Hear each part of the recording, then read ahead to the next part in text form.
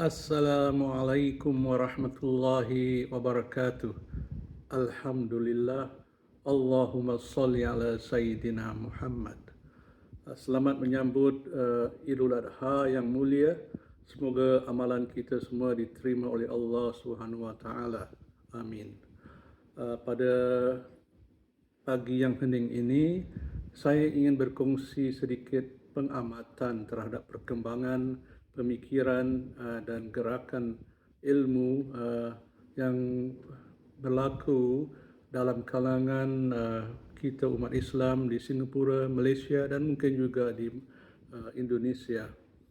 Saya mendapati telah muncul beberapa kelompok tertentu yang cuba mengembangkan pemikiran tokoh-tokoh tertentu.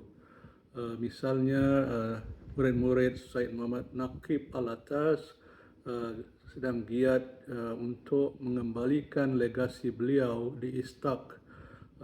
Begitu juga para pengikut almarhum Syed Hussein Alatas cuba mempelopori gerakan autonomous knowledge yang ditubuhkan oleh beliau.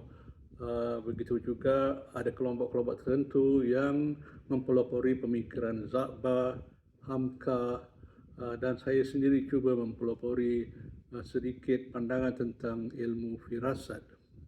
Jadi pada perkongsian pada hari ini, saya ingin membicarakan tentang warisan epistemologi Melayu Islam dari rationality bahasa ke firasat peradaban.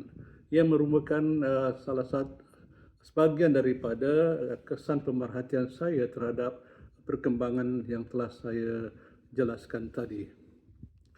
Kita bicarakan tentang pembentukan warisan epistemologi. Dalam sejarah intelektual Melayu moden, persoalan tentang bagaimana orang Melayu mengetahui dunia tidak selalu dihuraikan secara eksplisit. Banyak karya membincangkan masyarakat Melayu dari sudut sejarah, bahasa, budaya dan atau agama. Namun di sebalik perbincangan tersebut, tersembunyi suatu persoalan yang lebih mendasar. Apakah sumber ilmu yang membentuk cara orang Melayu memahami realiti? Soalan ini sebenarnya membawa kita kepada suatu lapangan yang lebih luas, iaitu persoalan epistemologi. Epistemologi merujuk kepada cara sesuatu masyarakat memahami sumber, struktur dan tujuan pengetahuan. Ia bukan sekadar persoalan metodologi atau teknik penyelidikan, tetapi berkait rapat dengan pandangan dunia, pengalaman sejarah dan nilai peradaban sesuatu masyarakat. Jika kita meneliti perkembangan pemikiran moden, kita akan mendapati bahawa beberapa pemikir telah menyumbang kepada pembentukan suatu warisan epistemologi Melayu Islam yang kompleks dan berlapis.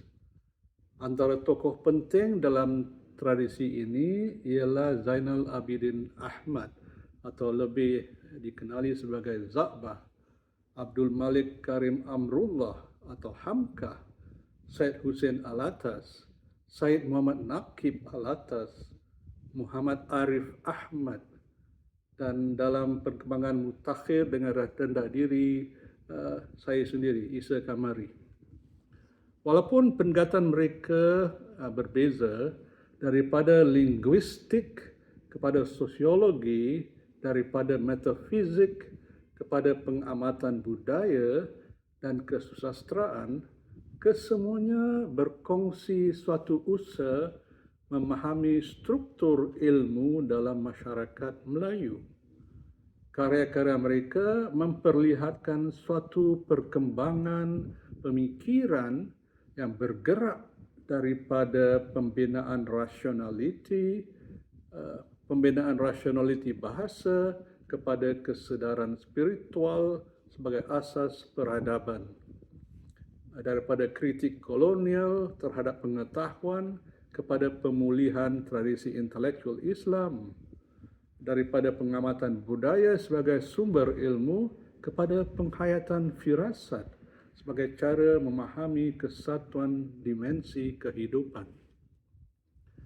Dalam konteks dunia kontemporari yang sering digambarkan sebagai post-normal era ataupun pasca normal, iaitu zaman yang ditandai oleh ketidakpastian, kerumitan dan konflik nilai, warisan epistemologi ini memperoleh makna yang baharu. Ia menawarkan cara-cara alternatif memahami realiti yang tidak semata-mata bergantung kepada rasionaliti teknokratik atau positivism saintifik. Dengan menelusuri pemikiran tokoh-tokoh ini, kita dapat melihat bagaimana tradisi intelektual Melayu telah mengembangkan beberapa bentuk epistemologi yang berbeza tetapi saling berkaitan. Maksudnya seperti rasionaliti bahasa, kesedaran iman, kritik sosial terhadap kuasa pengetahuan, struktur metafizik ilmu, pengamatan budaya, dan akhirnya firasat sebagai intuisi peradaban. Kita mulakan dengan Za'bah dan rasionaliti bahasa Melayu. Permulaan penting dalam projek epistemologi Melayu moden dapat dikesan dalam karya Za'bah, khususnya melalui buku Ilmu Pengarang Melayu. Karya ini sering dibaca sebagai panduan penulisan atau retorik bahasa Melayu. Namun jika dilihat dari sudut yang lebih mendalam, ia sebenarnya merupakan suatu usaha membentuk rasionaliti bahasa Melayu moden. Bagi Za'bah, bahasa bukan sekadar alat komunikasi. Bahasa ialah alat pembentukan fikiran. Cara suatu bahasa disusun akan mempengaruhi cara manusia mengatur idea, menyusun hujah dan memahami realiti.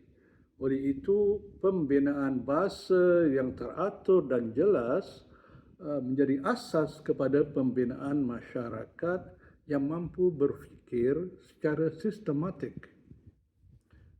Dalam kerangka ini, bahasa Melayu tidak lagi hanya berfungsi sebagai bahasa adat atau kesusasteraan tradisional, tetapi sebagai bahasa ilmu. Za'bah menekankan kepentingan kejelasan idea, ketertiban hujah, dan ketepatan makna. Kesemua unsur ini menunjukkan suatu usaha membina disiplin intelektual melalui bahasa. Projek ini sebenarnya sangat signifikan dalam konteks sejarah kolonial.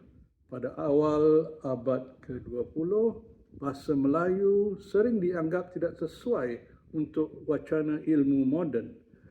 Dengan memperkemaskan struktur bahasa dan memperkenalkan pendekatan analitik terhadap penulisan, Za'bah membuka ruang bagi bahasa Melayu berfungsi sebagai bahasa pemikiran kritis. Dalam erti lain, Za'bah telah membina suatu asas epistemologi, iaitu sebelum sesuatu masyarakat dapat menghasilkan ilmu, mereka memerlukan medium bahasa yang mampu menampung pemikiran yang teratur. Dengan memperkukuh bahasa, beliau sebenarnya memperkukuh keupayaan masyarakat Melayu untuk memahami diri mereka sendiri secara reflektif. Dalam era pasca normal yang dicirikan oleh ledakan maklumat dan kekeliruan wacana, penekanan Za'bah terhadap kejelasan bahasa menjadi semakin relevan. ia mengingatkan bahawa krisis pengetahuan sering bermula daripada krisis bahasa. Kita beralih kepada pemikir yang kedua, Hamkah dan hubungan antara agama, akal dan pengalaman. Buku Falsafah Hidup karya Hamka merupakan antara tulisan penting yang memperlihatkan bagaimana beliau memahami hubungan antara agama, akal dan pengalaman hidup. Walaupun buku ini sering dibaca sebagai karya motivasi dan etika kehidupan, di sebaliknya terkandung suatu kerangka epistemologi Islam yang tersirat tetapi jelas. Bagi Hamka, pengetahuan tidak lahir semata-mata daripada rasionaliti intelektual. Akal memang penting sebagai alat membimbing dan menilai, tetapi akal perlu dibimbing oleh wahyu serta disuburkan oleh pengalaman hidup. Dalam kerangka ini, sumber pengetahuan manusia terdiri daripada 3 unsur yang saling melengkapi, iaitu wahyu sebagai petunjuk tertinggi, akal sebagai alat pemahaman, dan pengalaman hidup sebagai medan pengujian kebijaksanaan. Tanpa wahyu, akal boleh tersesat dalam kesombongan intelektual. Tanpa akal, wahyu tidak difahami secara mendalam. Hamka menekankan konsep budi dan hikmah sebagai bentuk pengetahuan yang lahir daripada keseimbangan antara intelek dan akhlak. Bagi beliau, orang yang berilmu bukan sekadar yang banyak membaca atau berfikir, tapi yang mampu memandang kehidupan dengan kebijaksanaan moral. Ilmu yang benar akhirnya membentuk kepribadian yang adil, sabar dan berani. Dengan demikian, epistemologi Hamka bersifat integratif. Dengan maksud, ia tidak memisahkan ilmu daripada iman atau akal daripada akhlak. Pengetahuan yang sah dalam pandangannya ialah pengetahuan yang membawa manusia mengenal hakikat diri, memahami masyarakat, dan akhirnya mendekatkan diri kepada Tuhan. Dalam kerangka ini, ilmu bukan sekadar alat memahami dunia, tapi juga jalan menuju kematangan rohani dan kebijaksanaan hidup. Dalam konteks pasca normal, di mana kemajuan teknologi sering tidak disertai dengan kematangan moral, pendekatan Hamka menawarkan suatu peringatan penting. Kemajuan intelektual tanpa asas spiritual berisiko menghasilkan masyarakat yang maju secara material tetapi rapuh secara etika.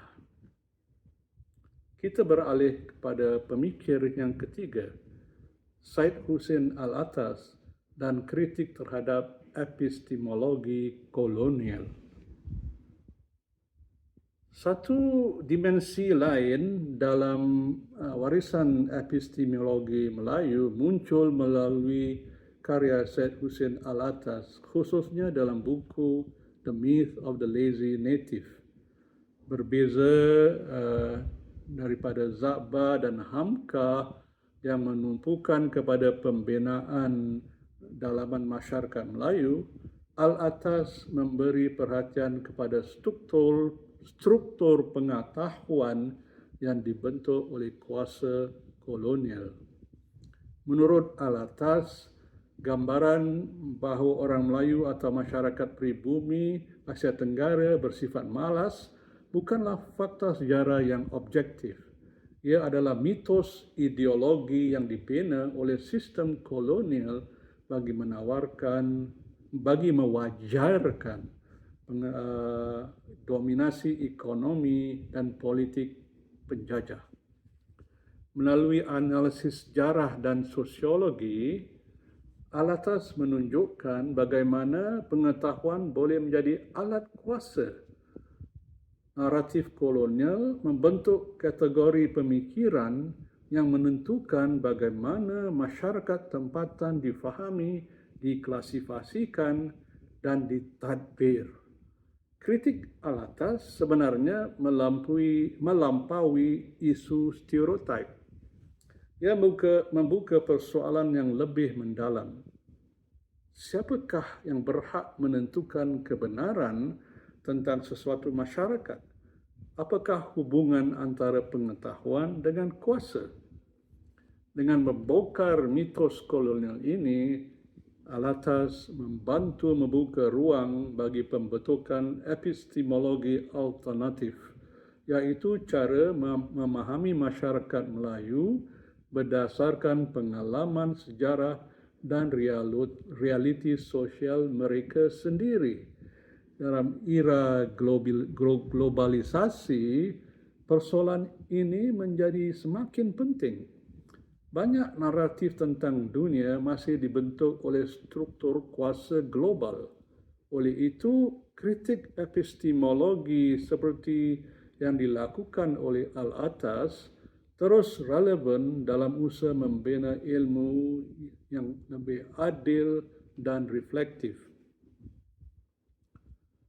Kita beralih kepada pemikir seterusnya, Syed Muhammad Naqib Alatas dan struktur ilmu Melayu Islam. Jika Syed Hussein Alatas menumpukan kepada kritik kuasa pengetahuan, Syed Muhammad Naqib Alatas pula memberi perhatian kepada struktur dalaman tradisi ilmu Islam. Dalam karya pentingnya, Islam and Secularism, beliau berhujah bahawa peradaban Islam mempunyai kerangka epistemologi yang tersendiri. Menurut Alatas, sumber ilmu dalam Islam tidak terhad kepada pengalaman empirikal atau rasionaliti semata-mata. Ia merangkumi wahyu, akal, pengalaman dan intuisi yang dipandu oleh konsep adab.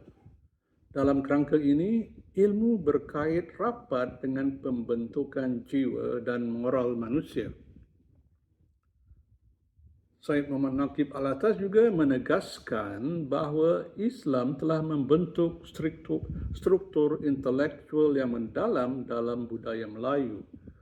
Bahasa, kesusasteraan dan sistem nilai Melayu banyak dipengaruhi oleh konsep-konsep Islam seperti hikmah, adab dan keadilan. Oleh itu, memahami epistemologi Melayu tidak boleh dipisahkan daripada tradisi intelektual Islam. Tanpa memahami hubungan ini, budaya Melayu mudah dibaca hanya sebagai fenomena antropologi atau etnografi, sedangkan ia sebahagian daripada peradaban ilmu yang lebih luas.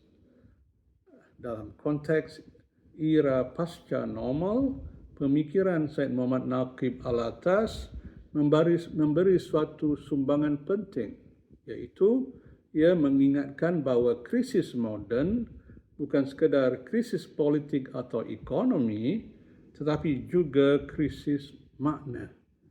Dengan menegaskan peranan adab dan ilmu, Alatas menawarkan suatu pendekatan yang menyatukan pengetahuan dengan tanggungjawab moral.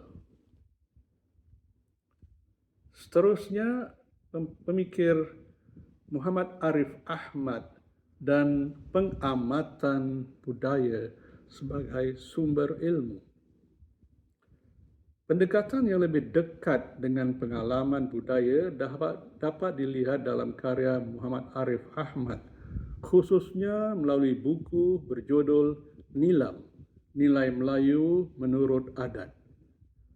Dalam karya ini, beliau menghimpunkan pemerhatian tentang adat, nilai dan tingkah laku masyarakat Melayu. Pendekatan ini menunjukkan bahawa adat bukan sekadar tradisi sosial, ia juga merupakan sumber pengetahuan. Melalui adat, masyarakat Melayu mengembangkan pemahaman tentang hubungan sosial, tanggungjawab moral, dan keseimbangan kehidupan.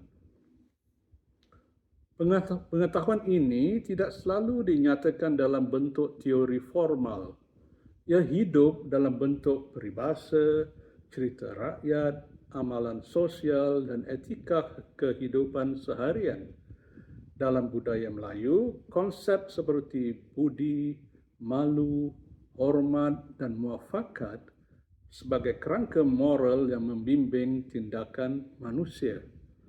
Melalui pengamatan budaya ini, Muhammad Arif Ahmad atau dikenali juga sebagai MAS memperlihatkan bahawa epistemologi Melayu tidak hanya terletak dalam teks-teks falsafah atau agama.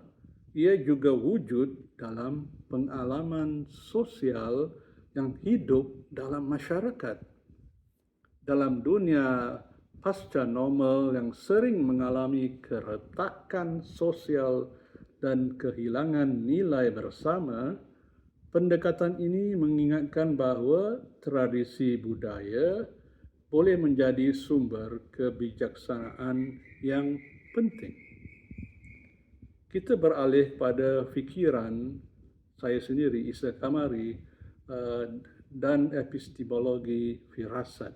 Dengan rendah diri, dalam perkembangan mutakhir, pendekatan yang lebih bersifat integratif muncul melalui pemikiran Isa Kamari yang mengemukakan konsep epistemologi berasaskan firasat. Epistemologi firasat dilandaskan beberapa prinsip utama seperti kepaduan, keseimbangan, keharmonian, kejelasan, dan kesyumulan. Prinsip-prinsip ini mencerminkan suatu pandangan dunia yang melihat kehidupan sebagai jaringan hubungan yang saling berkait. Kepaduan merujuk kepada kesedaran bahawa pelbagai dimensi kehidupan yang merangkum agama, budaya, sosial, dan psikologi tidak boleh dipisahkan secara mutlak. Keseimbangan menekankan kepentingan mengelakkan ekstrim dalam pemikiran dan tindakan. Keharmonian pula merujuk kepada usaha mengekalkan keserasian antara manusia, masyarakat, dan alam. Kejelasan menuntut ketepatan dalam memahami makna dan tujuan suatu tindakan, manakala kesyumulan menegaskan bahawa pengetahuan yang benar harus mampu melihat realiti secara menyeluruh atau total. Pendekatan ini dapat dilihat sebagai suatu usaha menggabungkan dimensi rasional, budaya dan spiritual dalam memahami realiti dan masyarakat. Ia menolak pemisahan tajam antara akal dengan pengalaman hidup. Dalam dunia yang semakin kompleks, firasat boleh difahami sebagai keupayaan membaca pola yang tersembunyi dalam pengalaman sejarah, budaya dan psikologi masyarakat. Ia bukan sekadar intuisi pribadi, tetapi suatu bentuk kebijaksanaan peradaban. Begitulah buah fikir beberapa pemikir tentang epistemologi Melayu Islam secara ringkas. Kita membicarakan pula tentang relevansi pemikiran mereka dalam era pasca normal.